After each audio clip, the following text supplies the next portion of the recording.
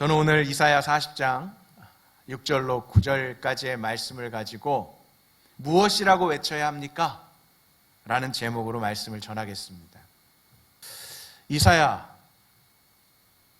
이사야서는 66장으로 되어 있습니다. 창세기는 50장까지 있는 거 아시죠? 저는 시편이 10편까지만 있었으면 좋겠는데 150편까지 있더라고요. 저는 시편이 시편인 줄 알았어요.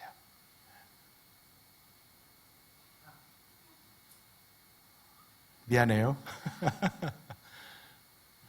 이사야는 몇 장까지 있다고요? 66장까지. 어디서 좀 익숙하게 들었던 장수 아닌가요? 그죠?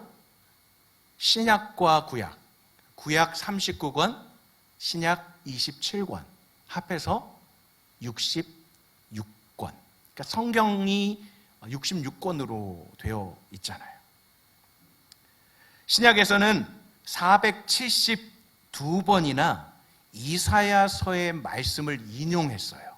굉장한 거예요. 구약의 여러 성경들을 신약 성경에서 인용을 하긴 하지만 이 이사야만큼 많이 시편도 많이 인용을 하고 그러지만 472번이나 신약에서 이사야서 안에 있는 말씀을 인용했어요. 이사야서는 1장부터 39장까지가 전반부예요. 참 공교롭게도 그렇게 전반부가 39장에서 끝나요. 그리고 40장에서 66장까지가 후반부를 이루고 있습니다. 이사야서의 주제는 하나님의 공의와 은혜입니다. 하나님의 공의와 은혜. 이사야 선지자는 구약에 나오는 선지자 중에 한 사람에 불과합니다. 이사야서는 말라기까지 구약 17권, 이사야로 시작해서 말라기까지 17권이 구약 성경 안에 있는 선지서라고 분류되는 것에 포함되는 성경입니다.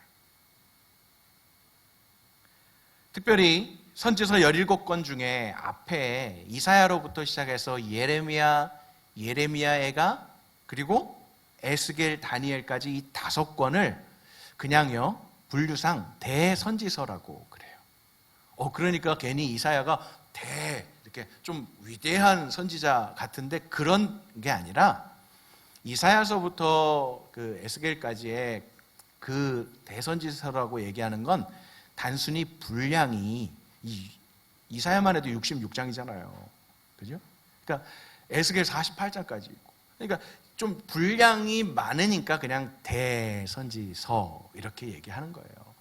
그 뒤로 12권에 해당하는 호세아서부터 그 말라기까지의 선지서를 소선지서라고 합니다.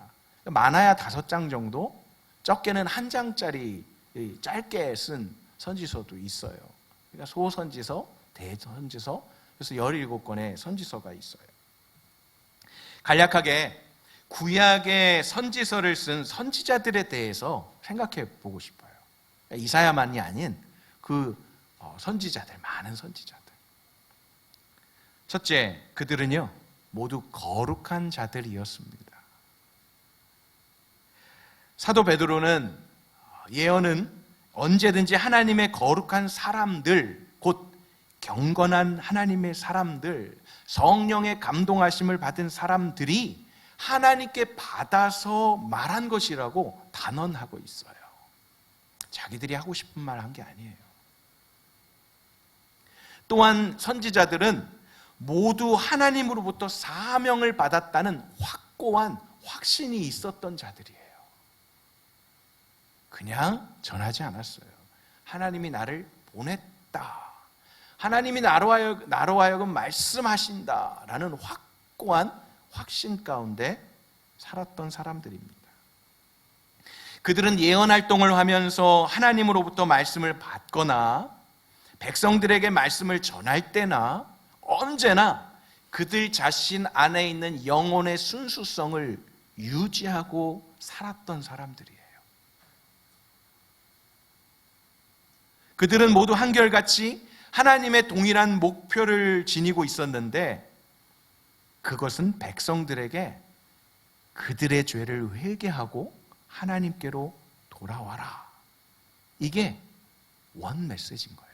선지자들은 많은데 배경은 다른데 장소와 나라와 그 시대는 다른데 그 선지자들을 통해 하나님께서 동일한 목표를 가지고 계시는데 그것은 뭐냐면 내 백성들아 회개하고 repent 회개하고 돌아오라 라고 하는 말씀. 그들의 본분과 도리를 다하여서 하나님께 돌아오라고 외치던 자들이 선지자들입니다. 또한 그들은 모두 예수 그리스도를 증언하고 있어요. 오실 예수 그리스도. 이것은 다시 오실이 아니라 처음 초림하시는 예수 그리스도를 증언하면서 선지자들이 구약에 계속 예수님 메시아에 대해서 얘기를 합니다. 별로 선지자들이 인기가 없었겠죠. 회개하라, 하나님께 돌아와라, 예수님이 오실 거야. 그 정도 메시아가 오신다는 것은 조금 희망적이긴 하지만 그 외에는 그렇게 환영받지 못한 메시지를 전해야만 했습니다. 그래서 선지자들은 그들과 함께 살았던 자들로부터 수세기에 걸쳐서 일반적으로 미움과 멸시를 받았던 자들입니다. 사람들은 이 선지자들을 멸시했지만 하나님은 그들을 인정해 주셨습니다. 하나님은 그들을 존귀하게 여겨 주셨습니다. 이사야는 여호와의 구원이라는 이름의 뜻을 가지고 있어요. 아이사야, 여호와는 구원이시다라는 그 이름의 뜻을 갖고 있어요. 그는 왕족이었습니다. 로얄 패밀리. 그의 아버지는 아모스인데 우시야 왕의 동생이었어요. 그 왕의 동생의 사촌격이 되는 왕가에 해당되는 이사야였습니다. 그리고 히스기야 왕 때에는 그는 궁정에서 많이 생활했을 것이다 라고 예측하고 있죠. 왕족이었기도 하고 히스기야 왕 때는 궁궐에서 주로 생활을 했다. 그래서 그가 쓰는 이 66장의 이사야서를 보면 그가 쓰는 이 어휘, 단어들, 표현 이런 게 좀 다른 선지자들보다 조금 고급스럽다라는 거예요. 이제 그걸 보고 이 궁정에서 이렇게 살았고 왕족이기 때문에 조금 그런 표현들이 고급스럽나 보다라고 이렇게 학자들이 이야기를 하게 되는 거죠. 이사야서는 유대와 예루살렘을 향해 말씀하고 있습니다. 여러분 짧은 시간이니까 역사 속에서 일단은 이제 듣고 나중에 또 기회가 되면 나눌 수 있는 시간이 될 거예요. 유대 이스라엘이 하나의 나라였다가 두 나라로 나눠지는데 북이스라엘과 남유다로 나눠져요. 그러니까 이 두 나라가 되면서 두 나라의 왕들이 계속 나오잖아요. 그런데 이 이사야는 이 두 나라로 됐음에도 불구하고 두 나라에 대해서 계속 하나님이 외치라고 하니까 전하는 거예요. 내 나라가 아니더라도 결국 한 나라였지만 북이스라엘이 아수르에 먼저 멸망합니다. 남유다 왕국만 남은 시대에 지금 이사야가 사역하고 있는 거죠. 우시야 왕 통치 말년에 예언 사역을 시작해서 요담, 아하스, 히스기야까지, 그러니까 4명의 왕이 거치는 동안에 사역을 했는데 정작 자그마치 60년이라는 선지자 사역을 했던 선지자예요. 그런 면에서는 좀 대선지자 같기도 해요. 60년 동안이나 선지자 노릇을, 역할을 감당했던 거죠. 유대 전승에 의하면 이사야는 히스기야의 아들인 악한 왕 므낫세 왕의 핍박을 받아서 우리 혹시 그 마음 약한 지체들이 있으면 주의하세요. 히스기야는 어떻게 죽임당했냐면 톱질을 당해서 죽임당했습니다. 히브리서 11장에 가면 믿음의 사람들이 어떻게 죽임당했는지 막 표현이 나와요. 거기에 톱으로 켜짐 당해서 죽은 사람에 대해서 거론을 하는데, 바로 이 이사야가 선지자로 사역을 하고 므낫세 왕 때 톱에 켜여서 죽임당한, 순교당한 선지자였습니다.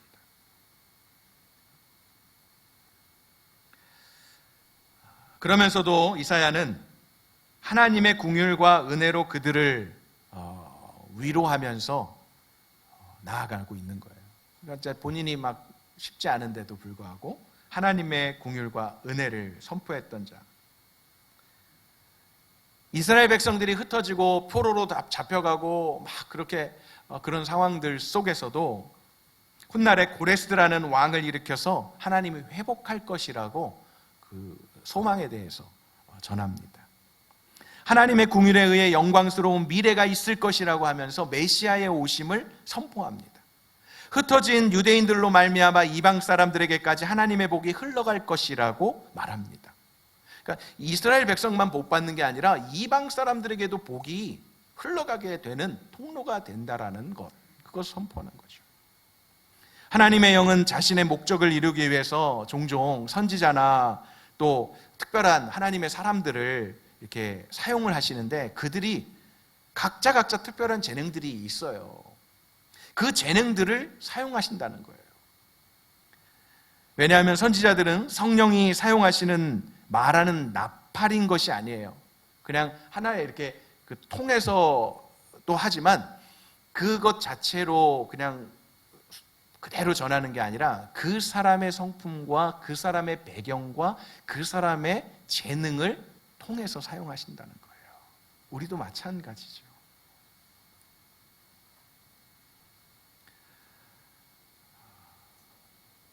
성령 하나님께서는 빛과 불꽃이라는 관점에서의 선지자들의 자연적인 능력을 사용하시되, 선지자들로 하여금 스스로를 뛰어넘게 하시는 방식으로 사용하셔요. 다시 말씀드리면, 그들 각자의 능력이 있지만 그걸 사용하시지만 그 능력을 만큼만 사용하시는 게 아니라 하나님이 어떤 분이셔요. 하나님이 능력이 제한이 없으신 분이시니까 그런 선지자들의 능력도 사용하시지만 그 능력을 초월하여서 그들을 사용하신다는 거예요. 그러니까 그 선지자들이 잘나서가 아니라, 선지자들이 능력이 많아서가 아니라 그 선지자들을 사용하시고 통해서 역사하시는 하나님의 능력인 거죠. 그걸 선지자들이 놓치고 잊어버리면 땡! 그 사역은 끝나는 거예요. 그래서 하나님의 능하신 손 아래서 이 선지자들이 한결같이 겸손했다는 거죠. 그런데 그 겸손이 좀 더 과해서 어떤 일이 일어나냐면 이런 거죠. 오늘 본문의 이사야에게도 너 외쳐라 라고 하는데, 저는 못해요. 모세 보고 너 애굽에 가서 내 백성 데리고 와. 저는 못해요. 말도 못해요. 40년 동안 양들하고 있었는데 내가 할 말이 뭔 말을 하겠어요. 40년 동안 말 몇 마디나 했겠어요. 그래 난 못 가요. 아모스 선지자든 호세아 선지자든 부르시면 네 하고 그렇게 나갔던 사람이 몇 명 안 돼요. 이사야는 네 하고 나갔던 사람이에요.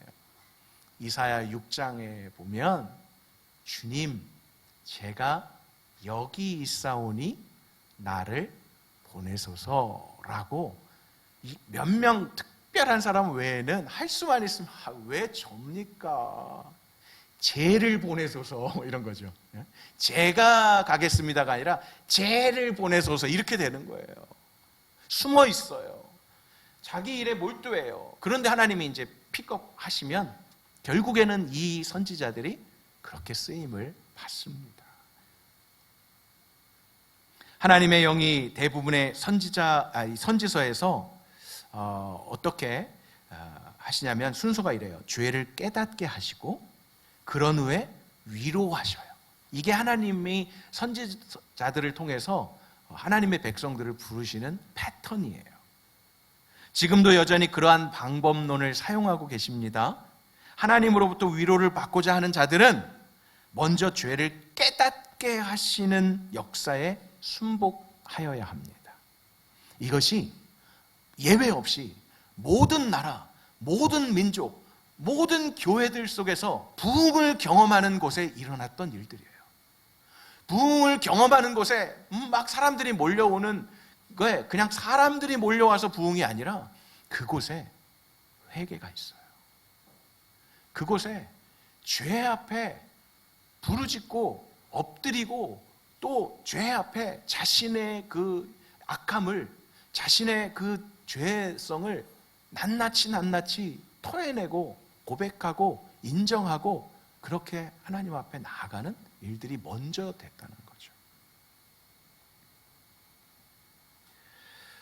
아마도 이사야가 66장에 걸쳐서 많은 설교들을 이렇게 쏟아내는데 그 설교들 외에도 기록하지 않은 설교들이 참 많았을 거다라고 예측을 해요. 그러잖아요.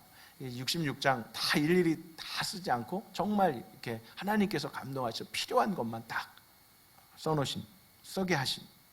그러니까 그 수많은 설교를 했고 말씀을 전한 이사야에게 이 이사야서를 통해서 기록된 것보다 더 많이 더 자세하게 백성들에게 전하고 선포했을 거예요. 이 예언들은 그리스도의 삶에 관한 기록들과 마찬가지로 우리로 하여금 하나님의 아들의 이름을 믿게 하려는 목적이 있는 것입니다. 우리로 믿고 그 이름을 힘입어서 어떻게 하라고요? 구원받게 하시려고요. 이것은 이사야서만 아니라 선지서만이 아니라 구약과 신약 전체 성경의 목표이기도 해요. 우리로 주 예수 그리스도를 알고 주 예수 그리스도를 믿고 주 예수 그리스도를 통해서 하나님이 우리를 하나님의 백성 삼아 주시기 위해서 독생자를 보내셨고 그를 믿는 자는 누구든지 멸망치 않고 영생을 얻게 하신다라는 하나님의 놀라운 계획을 성경을 통해서 기록해 놓으신 것입니다. 그래서 우리가 성경을 가까이 하고 성경을 잘 연구하고 묵상하고 암송하고 읽고 듣게 하시는 것이 바로 그 목적이에요.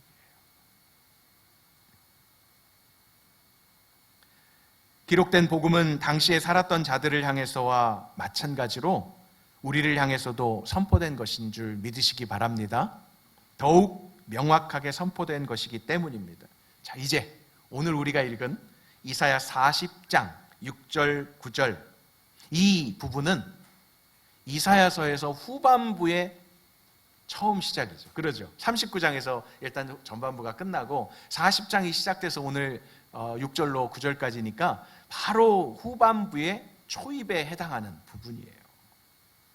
전반부와 너무나도 대조적으로 전체적인 분위기가 확 바뀌어요. 마치 구약 39권을 마치고 400여 년이라는 이렇게 그 역사 속에서도 성경 역사 속에서도 400년이 아주 정말 조용한 선지자도 없고 말씀도 없는 것처럼 그렇게 조용한 시간이 구약과 신약 사이에 400여 년이 있는데 그 400여 년이 끝나고 마태복음 하면서 복음서가 시작되는 것과 같이 이 이사야 40장이 마치 그렇다는 거예요. 또 그렇게 마태복음으로부터 요한계시록까지의 신약 성경이 있듯이 이사야 40장은 신약의 시작인 마태복음으로부터 이사야 66장에 보면 요한계시록에 나오는 새하늘과 새 땅에 대해 이야기를 하고 있습니다. 그래서 잠깐 말씀으로 확인해 보도록 하겠습니다. 먼저 이사야 40장 3절부터 5절까지를 함께 읽어볼까요? 우리 오늘 본문이기도 하지만 같이 읽습니다. 한 소리가 외친다. 광야에 여호와의 길을 내라. 사막에 우리의 하나님께서 오실 큰 길을 곧게 닦으라.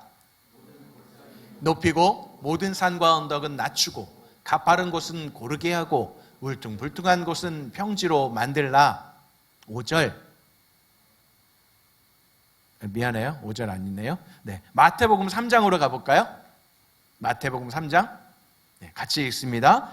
그 무렵에 세례자 요한이 나타나 유대 광야에서 전파하며 말했습니다. 회개하라. 하나님 나라가 가까이 왔다. 세례자 요한은 바로 예언자 이사야가 말했던 그 사람입니다. 광야에서 외치는 사람의 소리가 있다. 주를 위해 길을 예비하라. 주의 길을 곧게 하라. 그러니까 이사야 40장의 광야에 외치는 소리가 마태복음의 3장의 세례 요한을 말하면서 동일하게 말하고 있어요. 또 이사야 66장으로 가서 이사야 66장 22절에 보면 내가 만드는 새하늘과 새 땅이 내 앞에 있는 것처럼 너희의 자손과 너희의 이름도 그렇게 이어질 것이다. 여호와의 말이다. 이사야의 마지막 부분에 이렇게 돼 있는데 요한계시록 끝부분 21장과 22장이 동일한데요. 21장으로 가보겠습니다. 요한계시록 21장 1절로 3절 같이 보겠습니다. 그리고 나는 새하늘과 새 땅을 보았습니다. 처음 하늘과 처음 땅이 사라지고 바다도 더 이상 존재하지 않았습니다. 또 나는 거룩한 도성 새 예루살렘이 하늘에서 하나님께로부터 자기 남편을 위해 화장한 신부처럼 준비되어 내려오는 것을 보았습니다. 그리고 나는 보좌에서 큰 음성이 말씀하시는 것을 들었습니다. 보아라, 하나님의 장막이 사람들과 함께 있으니 그분께서 그들과 함께 거하실 것이다. 그들은 그분의 백성이 되고 하나님께서 친히 그들과 함께 계실 것이다. 아멘. 너무 정교하게 이 이사야 40장서부터 66장까지가 마태복음서부터 요한계시록을 어우르고 있는 그런, 이걸 어떻게 보면 그냥 그거 그럴 수 있는, 그냥 껴맞춘 거 아니에요? 네. 그렇게 생각해도 어쩔 수는 없어요. 그러나 여러분들 증거로 보여주는 거예요. 또 이사야 7장 14절에는 이렇게 기록하고 있습니다. 이사야 7장 14절 같이 한번 읽어볼까요? 크리스마스가 되면, 때가 성탄절이 되면 꼭 이렇게 한 번씩은 읽었을 거예요. 시작.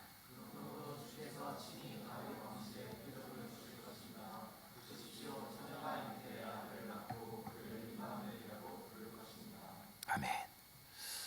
여기서 참 이렇게 심각한 일들이 일어나죠. 처녀가 잉태하여 아들을 낳는다. 큰일 날 일이죠. 그죠? 옛날 같으면 돌 맞았고 지금이라도 손가락질 당하기에 충분하죠. 그런데 이사야 선지자가 그렇게 이야기를 옛날에 그냥 한 정도가 아니라 마태복음에서 확인해 볼까요? 마태복음 1장 23절 같이 읽겠습니다. 시작. 처녀가 잉태의 아들을 낳을 것이요 그를 임마누엘이라 부를 것이다. 임마누엘이란 하나님께서 우리와 함께 하신다는 뜻입니다. 그러니까 예수 그리스도의 탄생을 마리아에게 요셉과 정혼하기 전에 완전한 결혼이 이루어지지 않은 상황 속에서 아들을 잉태할 것인데 그 이름을 예수라 하라, 임마누엘이라 하라. 임마누엘은 하나님이 너희와 우리와 함께 하시다라는 뜻이다라고 천사가 설명해 주는 부분이에요. 이걸 이미 이사야 선지자를 통해서 하나님께서 계획하신 것, 약속하신 것을 신약에 와서 성취하시는 거죠. 이루시는 거죠. 그러니까 구약과 신약은, 구약은 오래된 채 이 정도가 아니에요. 예수 그리스도의 오심을 약속한 채 Old Testament, 언약이라는 거예요. 그리고 신약은 예수님이 오셔서 이루신 일들, 하신 말씀, 하신 언약, 약속, 이게 신약 성경인 거예요. 자, 이제 오늘 본문으로 들어가 볼까요? 6절 앞부분입니다. 이사야 40장 6절 앞부분. 한 소리가 명령한다. 외치라. 한 번에 보여주시네요. 나누진 않았나요? 괜찮아요. That's okay. 예. 한 소리가 명령한다. 외치라. 그래서 내가 말했다. 무엇이라고 외쳐야 합니까? 여기까지만 보시면 돼요. 한 소리가 명령하십니다. 외치라라고요. 외치라. 그러니까 이사야 선지자가 묻는 거죠. 아니, 무엇라고 외쳐야 합니까? 승우 형제, 외쳐봐요. 외쳐보라고. 그게 외치는 거예요, 지금? 한번 진짜 외쳐봐.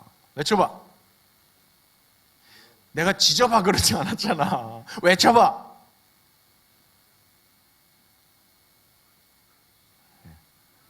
여기 답이 있는데, 목사님, 뭐라고 외치면 됩니까? 하면 될 텐데, 와. 여러분, 너무 단순하지 않아요? 외쳐! 일어나요? 아니잖아요. 외쳐. 그러니까, 뭐라고 외쳐야 되죠? 이게 자연스러운 거고 당연한 거죠. 물어봐야 되는 거예요.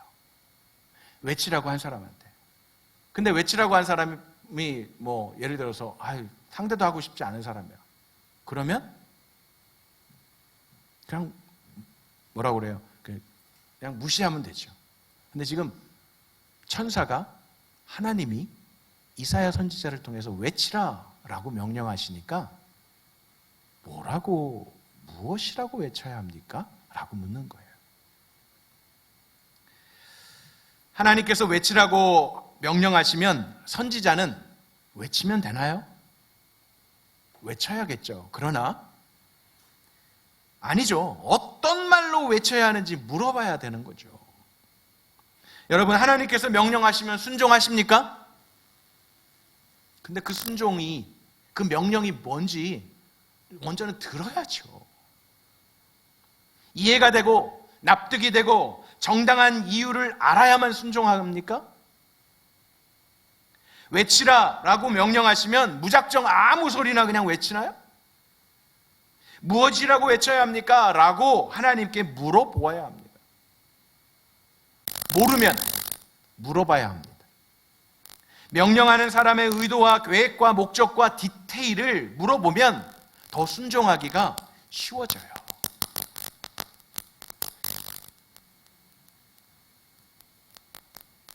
여러분들이 안 외치니까 막 스피커가 외치잖아요.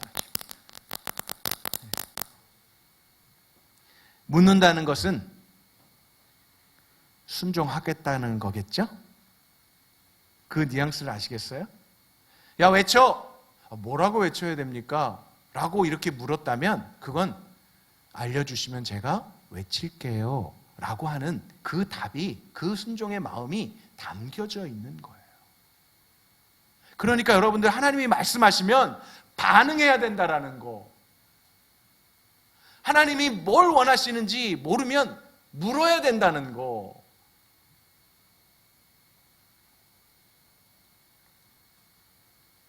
하나님의 명령에 여러분도 그렇게 반응하시기 바랍니다. 외쳐라 하는데, 하나님, 제가 뭐라고 외쳐야 하는지 좀 모르겠어요. 그래서 못 외칩니다. 왜 제가 외쳐야 하나요? 저는 외치는 거 싫어해요. 그냥 조용조용히 얘기하는 거 좋아요. 제 취향이 아닙니다. 아무한테나 어느 곳에서나 내가 외치고 싶은 대상과 장소를 정하면 되는 건가요? 아니죠. 외치라 하시는 분께 구체적으로 물어보아야 합니다. 명령과 말씀에 대한 우리의 반응하는 자세가 이래야 됩니다. 듣지 않으려는 자세가 아니라 바르게 순종하기 위해서 묻는 겁니다. 무엇라고 외쳐야 합니까? 라는 질문에 대한 답을 그래서 하나님이 물으니까 바로 주세요. 6절, 7절, 8절 말씀을 보십시오. 6절 뒷부분부터 볼까요? 모든 사람은 풀과 같고 그 모든 아름다움은 들판의 꽃과 같다. 여호와께서 입김을 부으시면 풀은 시들고 꽃은 떨어진다. 그렇다. 이 백성은 풀에 불과하다. 풀은 시들고 꽃은 떨어지지만 우리 하나님의 말씀은 영원히 서 있다. 지금 굉장히 길어요. 막 뭐라고 외치라고 하는데 듣다가 잊어먹을 것 같아. 너무 길어. 요약하자면 이렇죠. 사람, 백성은 풀과 같고 아름다움은 들판의 꽃과 같다. 여호와의 입김은 입김에 푸른 씨들고 꽃은 떨어져. 결국 푸른 씨들고 꽃은 떨어지게 되어 있다. 그러나 하나님의 말씀은 시들지도 떨어지지도 않아. 요약해도 내나 이 말이에요. 영원히 변하지 않는 말씀이다. 본격적으로 지금 설명해 준 게 아니에요. 외쳐야 될 말이 이게 아닌 거예요. 외쳐야 될 말을 위해서 자세하게 설명해 주시는 거예요.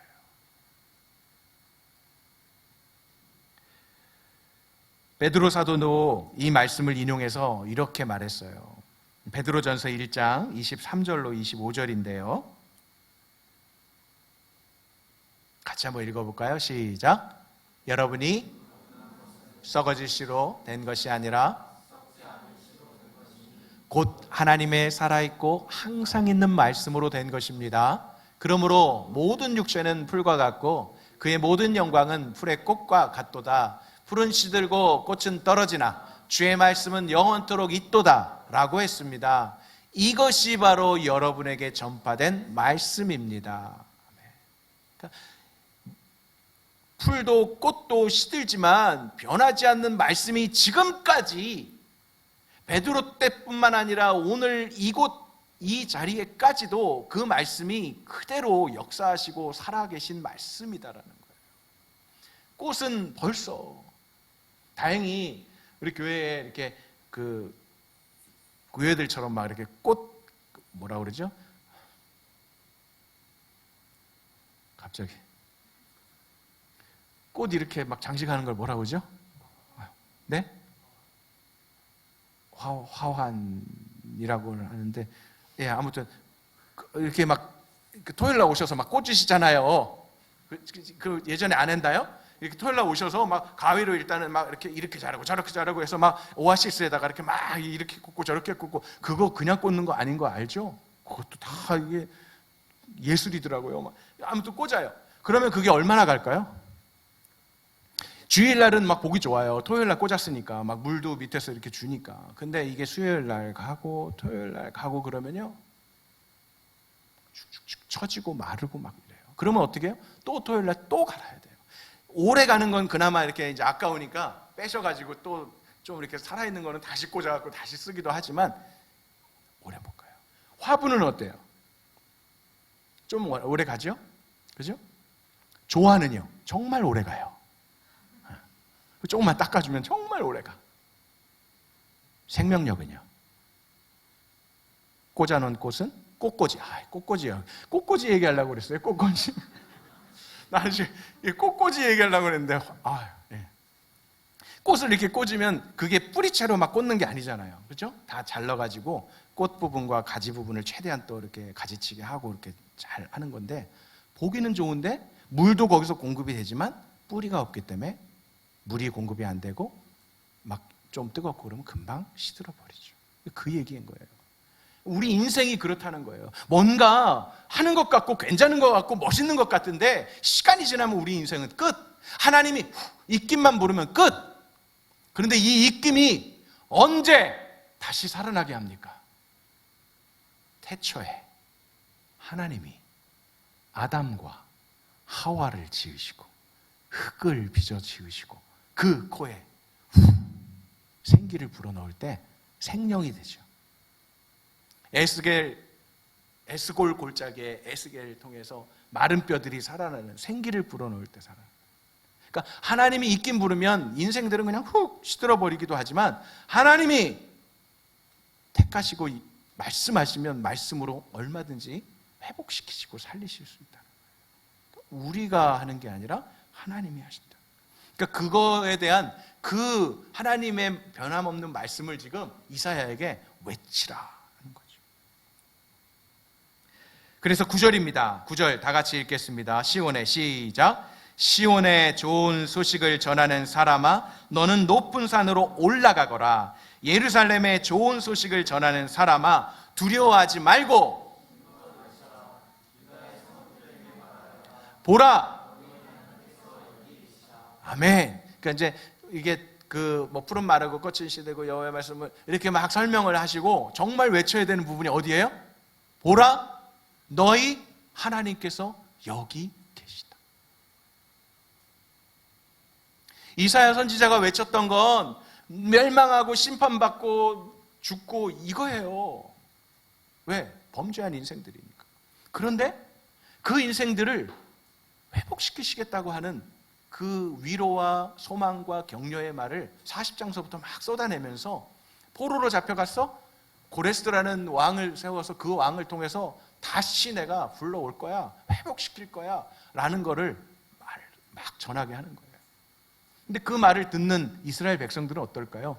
이 죄를 짓고 막 벌 받고 막 힘들고 포로 잡혀가고 막 또 가족들이 죽고 막 그런 재앙이 오고 이런 사람들한테 야 니네 잘 될 거야 그러면 어떨까요 마음이? 이사야에 대한 백성들의 반응은 결코 좋지 않아요. 그런데 그럼에도 불구하고 외치라고 하잖아요. 외치라고 해요. 뭐라고? 하나님이 너희와 함께 계셔. 풀은 마르고 꽃은 시들지만 하나님의 말씀, 약속하신 말씀이 그리고 그 하나님이 지금 너희와 함께 계셔. 여기 계셔. 이게 바로 기쁜 소식인 거예요. 우리는 페일하고 우리는 죄를 짓고 우리는 넘어지고 우리는 상처받고 우리는 홀로인 것 같고 우리는 아무것도 가진 것 같지 않은 그때에 하나님의 말씀이 누군가를 통해서 선포됩니다. 외치어 갖고 들리게 됩니다. 너 그러니?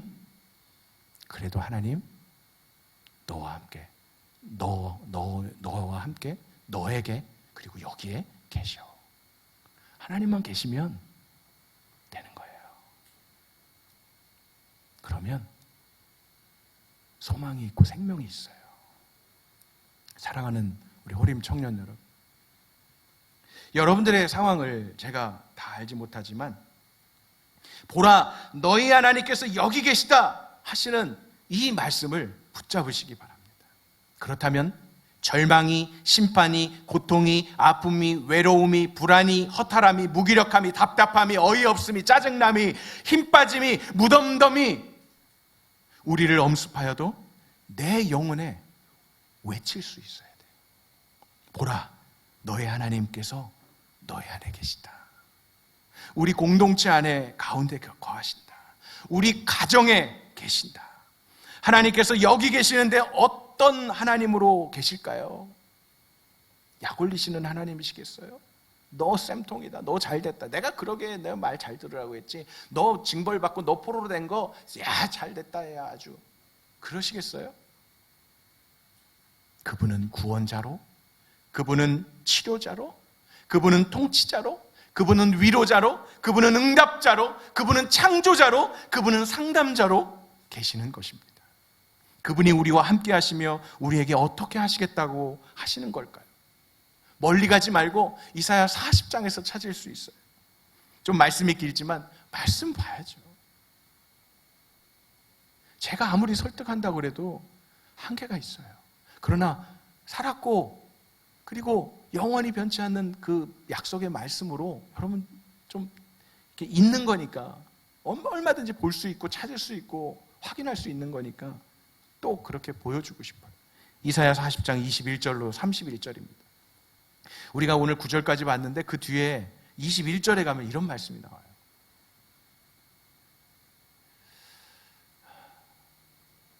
우리 페일 할 뻔한 우리 지민이가 좀 읽어주라. 너희는 알지 못하느냐? 너희는 듣지 못했느냐? 태초부터 그것을 듣지 않았느냐? 땅의 기초가 세워지기 전부터 너희가 잘 알고 있지 않느냐? Keep going. 그는 땅 위에 둥근 천장에 앉으시니 땅의 백성들은 메뚜기와 같다. 그분은 하늘을 휘창처럼 펴시고 사람이 사는 장막처럼 그것을 펼치신다. 그분은 귀족들을 있으나마 한 사람으로 만들고 세상 통치자들을 쓸모없는 사람들로 만드신다. 네. 그들이 심어지자마자 씨가 뿌려지자마자 땅에 뿌리를 내리자마자 그분은 입김을 부어 그들을 말려버리시고 회오리 바람이 그들을 벽처럼 쓸고 지나가게 하실 것이다. 너희는 나를 누구와 견주겠느냐? 누가 나와 같겠느냐? 거룩하신 분이 말씀하신다. 너희는 나를 26절. 눈을 높이 들어 위를 쳐다보라. 누가 이 모든 것을 창조했느냐? 그분은 별자리들을 하나하나 불러내어 그것들을 각각 이름대로 부르신다. 그분의 능력은 크시고 힘은 강하시니 하나도 빠지지 않고 부르신다. 27절부터 다 같이 읽겠습니다. 시작. 야곱아, 네가 왜 이렇게 말하느냐? 이스라엘아, 네가 왜 이렇게 이야기하느냐? 왜 내 길은 여호와께 숨겨져 있고 내 공의는 하나님이 무시하신다 하느냐? 너희가 알지 못하느냐? 너희가 듣지 못했느냐? 여호와는 영원한 하나님이시고 땅 끝을 창조한 분이시다. 그분은 지치거나 피곤해하지 않으시고 그분의 통찰력은 아무도 탐구할 수 없다. 그분은 지친 사람들에게 힘을 주시고 사람들에게 힘을 북돋아 주신다. 젊은이라도 지쳐 피곤하고 장정이라도 걸려 비틀거리겠지만 여호와를 바라는 사람들은 새로운 힘을 얻을 것이다. 독수리가 날개를 치면서 솟구치듯 올라갈 것이고 아무리 달려도 지치지 않고 아무리 걸어도 피곤하지 않을 것이다. 아멘. 사랑하는 어린 여러분, 여러분의 삶에서 하나님께서 어떤 분으로 계십니까? 여러분은 그 하나님을 어떤 분으로 인정하며 믿고 고백하고 있습니까? 그 하나님께서 여러분으로 하여금 외치라 하실 때 주님, 뭐라고 외쳐야 할까요? 라고 물으시기 바랍니다. 그리고 말씀하시는 대로 두려워하지 말고 외치시기 바랍니다. 내 길은 여호와께 숨겨져 있고 내 공의는 하나님이 무시하신다라고 하지 마십시오. 하나님 살아계십니다. 하나님을 범사에 인정하십시오. 임마누엘, 나와 함께 하시는 하나님, 나를 사랑하시는 하나님, 나의 모든 것을 나보다 더 잘하시는 하나님, 내가 두려워하지 않을 이유는 하나님이십니다. 무엇이 불안합니까? 시험 결과? 인터뷰? 결혼? 취업? 졸업과 비자나 영주권? 나의 미래? 하나님을 바라보십시오. 주님의 시선과 주님의 마음이 있는 곳에 주님의 말씀을 가까이 하십시오. 영원하신 말씀에 집중하시기 바랍니다. 풀과 같고 꽃과 같이 시들고 떨어질 것들에 마음을 두지 마시기 바랍니다. 그분은 지친 사람들에게 힘을 주시고 약한 사람들에게 힘을 북돋아 주신다. 여호와를 바라는 사람들은 새로운 힘을 얻을 것이다. 독수리가 날개를 치면서 솟구치듯 올라갈 것이고 아무리 달려도 지치지 않고 아무리 걸어도 피곤하지 않을 것이다. 오직 영원히 변치 않으시고 신실하게 역사하시는 약속에 신실하신 하나님의 말씀을 여러분 굳게 잡는 우리 홀리 임팩트 청년들이 되시기를 주님의 이름으로 간절히 축원합니다. 그래서 반응하십시오. 하나님의 말씀 앞에 꼭 반응이라는 게 순종만 반응이 아니라 물으시라는 거예요. 뭐라고 외쳐야 돼요? 내가 어디를 가야 돼요? 내가 여기서 뭘 해야 돼요? 내가 어떻게 해야 하나님 잘하는 겁니까? 내가 저 지체에게 뭐라고 말해야 됩니까? 내가 저 지체에 쓰러져 있는, 넘어져 있는 또 이렇게 힘들어하는 지체들에게 제가 어떻게 손을 내밀어야 되죠? 모르면 하나님께 물으세요. 그러면 하나님께서 친절하게 말씀을 통해 그리고 공동체를 통해 알려주시는 하나님이시고 그 하나님이 여러분들과 함께 하시며 선지자들을 보내시고 힘주셨던 것처럼 저와 여러분을 힘주시고 그리고 지혜를 주시고 이 본문의 말씀 40장 그 뒤에 31절에 나왔듯이 새로운 힘을 주셔요. 독수리 날개치면서 손끝이 또 올라가는 그 독수리는 독수리고 나는 나야, 나는 왜 이렇게 또 힘이 없지 하는 그때에도 아무리 달려도 지치지 않고 아무리 걸어도 피곤치 않는 힘을 주시는 하나님을 경험해가는 저와 여러분들이 되셨으면 좋겠습니다. 우리 찬양하겠습니다.